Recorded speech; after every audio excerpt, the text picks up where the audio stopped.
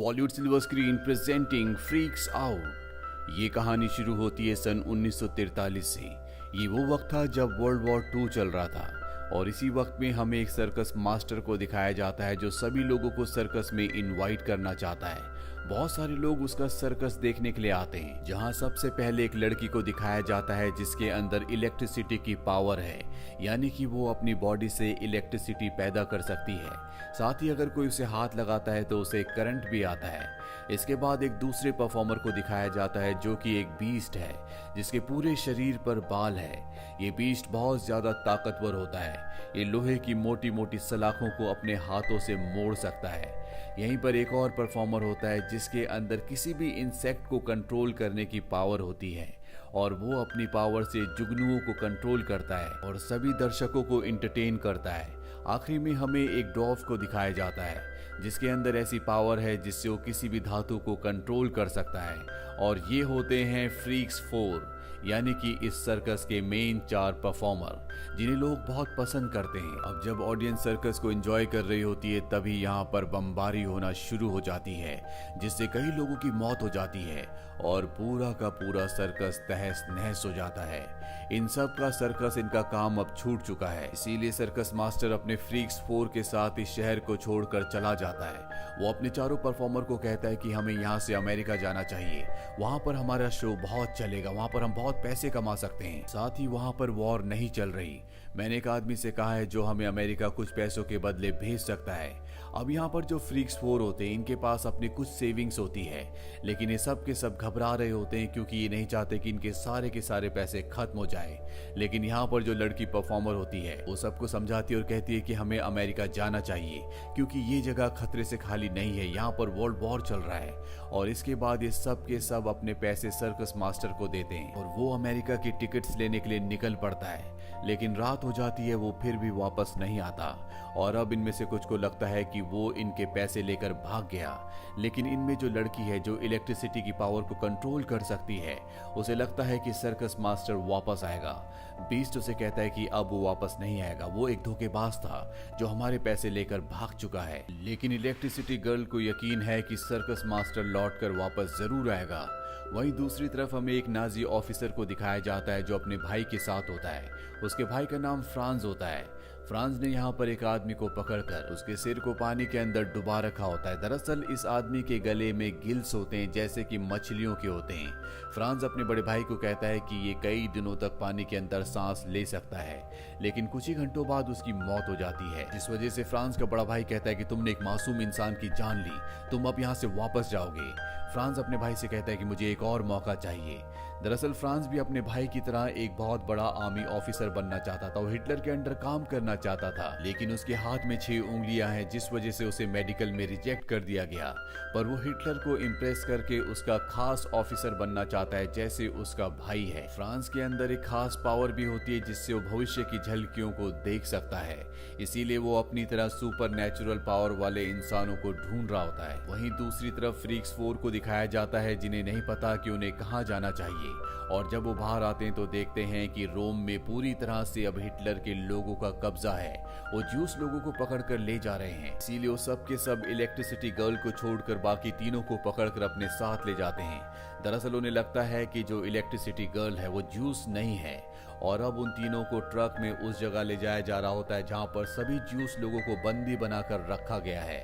लेकिन ये तीनों की तीनों ट्रक में अपनी पावर का इस्तेमाल करके वहां से भाग जाते हैं और इन्हें इलेक्ट्रिसिटी गर्ल भी मिल जाती है। जिसके बाद यहाँ पर जो बीस्ट होता है वो कहता है कि यहाँ पर बहुत फेमस सर्कस है, वहां पर हमें जाकर काम करना चाहिए। लेकिन अभी भी इलेक्ट्रिसिटी गर्ल को लगता है कि सर्कस मास्टर वापस आएगा। वो कहती है कि हमें उसका इंतजार करना चाहिए। वो तीनों उसकी बात नहीं मानते और यहाँ से निकल जाते हैं। और रात को इलेक्ट्रिसिटी गर्ल जब छुप रही होती है तभी उसे 2 नाजी सोल्जर्स देख लेते हैं। वो उसका फायदा उठाने की कोशिश करते हैं, पर जब एक नाजी ऑफिसर उसकी बॉडी को टच करता है तो उसे बहुत जोर से इलेक्ट्रिसिटी का झटका लगता है जिससे वो डर जाता है और अपने साथी के साथ यहाँ से भाग जाता है। यहाँ पर इलेक्ट्रिसिटी गर्ल भी बहुत ज्यादा डर चुकी होती है, इसीलिए उसका मेंटल बैलेंस पूरी तरह से आउट हो जाता है, जिस वजह से उसकी बॉडी से बहुत ज्यादा इलेक्ट्रिसिटी करंट प्रोड्यूस होता है और वो बेहोश हो जाती है। अगली सुबह जंगल में ज्यूस लोग जो छुपे होते हैं वो उसे देखते हैं। उन्हीं में से एक उसकी बॉडी में हाथ लगाता है और उसे करंट आता है और तभी यहाँ पर एक दूसरा आदमी आता है जिसने ग्लव्स पहने होते हैं और वो इलेक्ट्रिसिटी गर्ल को उठाकर अपने साथ ले जाता है। वहीं बाकी तीनों को दिखाया जाता है जो सर्कस के बाहर पहुंच जाते हैं और अभी तय करते हैं कि ये सर्कस में काम करेंगे। लेकिन ये सर्कस पूरी तरह से फ्रांस के अंडर होता है। फ्रांस जब इन तीनों की पावर्स देखता है तो वो इन तीनों को अपने सर्कस में शामिल कर लेता है। दरअसल वो ये जानना चाहता है कि ये पावर अपनी इस्तेमाल कैसे करते हैं, इनकी बॉडी से पावर कैसे प्रोड्यूस होती है।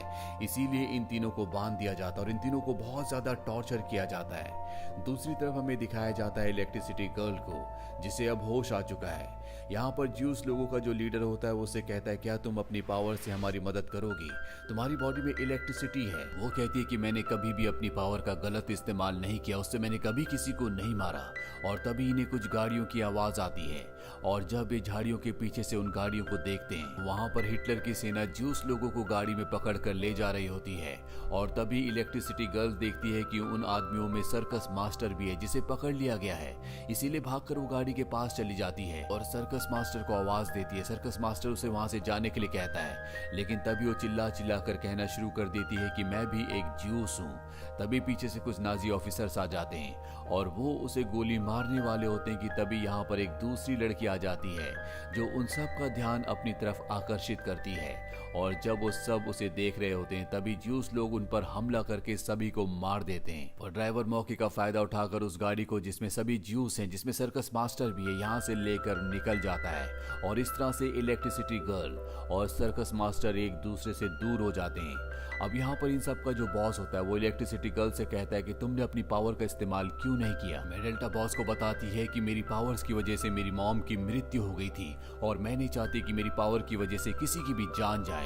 ये सुनकर वहां पर सभी लोग उदास हो जाते हैं, पर अब वो समझ चुकी है कि उसके बाकी साथी भी खतरे में हैं। वो तय करती है कि वो उन्हें ढूंढने के लिए सर्कस की तरफ जाएगी। वहीं फ्रांस को दिखाया जाता है जो अजीब अजीब सी दवाएं लेता है, जिसके बाद उसे भविष्य दिखना शुरू हो जाता है और उसमें वो देखता है कि हिटलर यानी कि जर्मनी इस पूरी जंग को हार चुका है। साथ ही अपने विजन्स में वो उन चारों को यानी कि फ्रीक्स 4 को भी देखता है। वो समझ जाता है कि ये बहुत ज्यादा पावरफुल है। वो उन सब के स्केचेस बना लेता है। फ्रांस को अब इंतजार है तो सिर्फ इलेक्ट्रिसिटी गर्ल का। और कुछ देर बाद दिखाया जाता है कि इलेक्ट्रिसिटी गर्ल भी सर्कस के बाहर आ चुकी है। तभी एक सोल्जर उसका पीछा करना शुरू कर देता है। वो अपनी जान बचाने के लिए भागते हुए फ्रांस के ही कमरे में चली जाती है। फ्रांस उसे अपनी शक्ति से बेहोश कर देता है और इसके बाद वो बल्ब उठाकर उसके होठों से लगाता है और बल्ब अपने आप ही जल जाता है, जिससे वो समझ जाता है कि उसने अपने विजन्स में जिस चौथी लड़की को देखा था वो यही है। अब यहाँ पर सर्कस का शो शुरू होता है जहाँ पर बहुत सारे नाजी ऑफिसर्स भी होते हैं और वो उन सब को बताता है कि आज के शो में मैं ऐसे लोगों को पेश करूंगा जिनके अंदर असीम पावर्स हैं और इनकी मदद से हम इस वॉर को भी जीत सकते हैं। और इसके बाद 4 अलग अलग पिंजरों में उन चारों को यानी कि फ्रीक्स 4 को सबके सामने पेश किया जाता है। लेकिन यहाँ पर सबसे पहले इलेक्ट्रिसिटी गर्ल के पिंजरे के अंदर एक शेर को छोड़ दिया जाता है। फ्रांस उसे कहता है कि तुम्हें अपनी शक्ति दिखानी होगी और अपनी इलेक्ट्रिसिटी पावर से इस शेर को मारना होगा। और अब शेर उसे मारने के लिए उसकी तरफ बढ़ता है और प्यार से अपना हाथ शेर की तरफ बढ़ाती है और जब शेर उसके पास आता है तो उसे प्यार करने लगता है। यहाँ पर जितने भी ऑफिसर्स, जितने भी ऑडियंस बैठी होती है वो सब के सब फ्रांस के ऊपर हंसना शुरू कर देते हैं। इससे फ्रांस को बहुत गुस्सा आता है। वो अपनी गन निकालता है और इलेक्ट्रिसिटी गर्ल के तीनों साथियों की तरफ तान देता है और कहता है कि तुम्हें अपनी इलेक्ट्रिसिटी की पावर को दिखाकर इस शेर को मारना होगा। लेकिन तभी वहां पर फिसल कर गिर जाता है, जिससे सब उस पर हंसने लगते हैं। वो गुस्से में इस जगह से चला जाता है और अपने आदमियों को ऑर्डर देता है कि इन चारों को हीटिंग चेंबर के अंदर बंद कर दिया जाए। उन चारों को हीटिंग चेंबर के अंदर बंद करके अंदर चिमनियां जला दी जाती है, जिसके बाद यहाँ का टेम्परेचर बढ़ना शुरू हो जाता है। और अब इलेक्ट्रिसिटी गर्ल अपनी पावर का इस्तेमाल करती है। वो दरवाजे पर हाथ लगाती है जिससे वो ब्लास्ट हो जाता है, जिसमें फ्रांस भी जख्मी हो जाता है। ये चारों के चारों यहाँ से भाग जाते हैं। जब ये बाहर आते हैं तो वहां पर एक बहुत बड़ी तोप होती है और उस तोप में एक एक करके अंदर जाकर ये सब के सब यहाँ से निकल जाते हैं। लेकिन लास्ट में यहाँ पर बीस्ट बच जाता है। अब यहाँ पर नाजी सेना भी आ जाती है, पर इससे पहले कि उसे पकड़ा जाता है यहाँ पर बीस्ट की तरह एक लड़की आती है जो घोड़े लेकर आती है और वो घोड़े पर बैठकर अपने बाकी 3 साथियों तक पहुंच जाता है और अब ये चारों के चारों फैसला करते हैं कि ये उस ट्रेन की तरफ जाएंगे जिस ट्रेन में बहुत सारे ज्यूस को पकड़कर कंसंट्रेशन कैंप में ले जाया जा रहा है, और ये उस तरफ निकल पड़ते हैं। वहीं दूसरी तरफ फ्रेंड्स का भाई उसके पास आता है जो बहुत गुस्से में होता है और फ्रेंड्स को एक पंच मारता है और कहता है कि मैंने तुम्हें कहा था कि तुम किसी को टॉर्चर नहीं करोगे। फ्रेंड्स को अब गुस्सा आता है, वो अपने भाई को मार देता है और उसकी वर्दी पहनकर वो उस ट्रेन की तरफ निकल पड़ता है जहां पर फ्रीक्स 4 यानी कि वो चारों सुपर हीरोज गए हैं। दरअसल उसने अपने विजन्स में पहले इस पल को देख लिया था। वहीं फ्रीक्स 4 को दिखाया जाता है जो ट्रेन तक पहुंच जाते हैं, लेकिन गलती से उनमें से 3 उस बोगी के अंदर चले जाते हैं जहां पर जर्मन सोल्जर्स होते हैं। वो उन्हें गन पॉइंट पर ले लेते हैं, पर जिसके अंदर इंसेक्ट्स को कंट्रोल करने की पावर होती है वो अब भी ट्रेन के बाहर लटका हुआ होता है। तभी वो वहां पर बहुत सारी मधुमक्खियों को देखता है। वो उन सब को कंट्रोल करके अपनी बॉडी के साथ चिपका कर अंदर पहुंच जाता है। मधुमक्खियों से सभी सोल्जर्स के ऊपर हमला कर देता है। ये चारों के चारों यहाँ से निकल जाते हैं और अब ये ट्रेन की बोगीज में अपने साथी को यानी कि सर्कस मास्टर को ढूंढना शुरू कर देते हैं। इन्हें अपना साथी मिल जाता है, ये उसे और बाकी सभी कैदियों को छुड़ा देते हैं। लेकिन अब इनके सामने फ्रेंड्स और उसकी पूरी सेना है। दरअसल नाजी सेना फ्रेंड्स को अपना ऑफिसर समझ रही होती है क्योंकि उसने अपने बड़े भाई की वर्दी पहनी है, साथ ही उसकी अपने भाई से हूबहू शक्ल भी मिलती है। फ्रेंड्स भी यहाँ पर अपनी पत्नी के साथ पहुंच गया होता है। वो सबसे पहले इलेक्ट्रिसिटी गर्ल के पास जाता है और उससे कहता है कि तुम्हें मेरे साथ चलना होगा, लेकिन वो उसके साथ चलने से मना कर देती है। फ्रेंड्स अपने सिपाही को ऑर्डर देता है कि इसे पकड़कर मेरे साथ ले आओ, पर जब वो सिपाही उसे हाथ लगाता है तो उसे इलेक्ट्रिसिटी का जोरदार झटका लगता है। अब यहाँ पर ज़्यूस का जो बॉस होता है वो भी अपने साथियों के साथ पहुंच जाता है और नाजीज के बीच में और ज़्यूस के बीच में फायरिंग होना शुरू हो जाती है। चारों तरफ गोलियां चल रही होती है और इसी गोलाबारी के बीच में एक गोली सर्कस मास्टर को लग जाती है जिससे उसकी मृत्यु हो जाती है। इलेक्ट्रिसिटी गर्ल सर्कस मास्टर की मौत से बहुत ज्यादा दुखी और गुस्से में आ जाती है। वहीं ट्रेन में भी आग लग जाती है जिसके अंदर बहुत सारे लोग फंसे हुए होते हैं, लेकिन यहाँ पर वो जो इंसेक्ट को कंट्रोल कर सकता है वो सभी मधुमक्खियों को आग के ऊपर भेज देता है जिससे वो सभी लोगों की जान बचा लेता है। और अब नाजी सेना इनके सामने होती है जो गोलियां चला रही होती है और उनके सामने इलेक्ट्रिसिटी गर्ल आ जाती है। वो अपनी बॉडी से बहुत सारी इलेक्ट्रिसिटी प्रोड्यूस करती है और यहाँ पर जितने भी नाजी सैनिक होते हैं सबको मार देती है। लेकिन फ्रेंड्स अब भी बच जाता है, लेकिन उसकी पत्नी की मृत्यु हो चुकी है। साथ ही उसे ये भी एहसास होता है कि वो अब हार चुका है, इसीलिए वो अपनी जान ले लेता है। इसके बाद फ्रीक्स 4 एक दूसरे से मिलकर बहुत ज्यादा खुश होते हैं। वो इस जंग को जीत चुके हैं, जिसके बाद वो बाकी बचे हुए ज्यूस के साथ यहाँ से अपना सफर तय करते हैं। इसी के साथ ये कहानी यहीं पर खत्म हो जाती है। ये फिल्म ईयर 2022 में रिलीज हुई थी। IMDb पर इसकी रेटिंग है 7। उम्मीद करते हैं कि ये कहानी आपको पसंद आई होगी।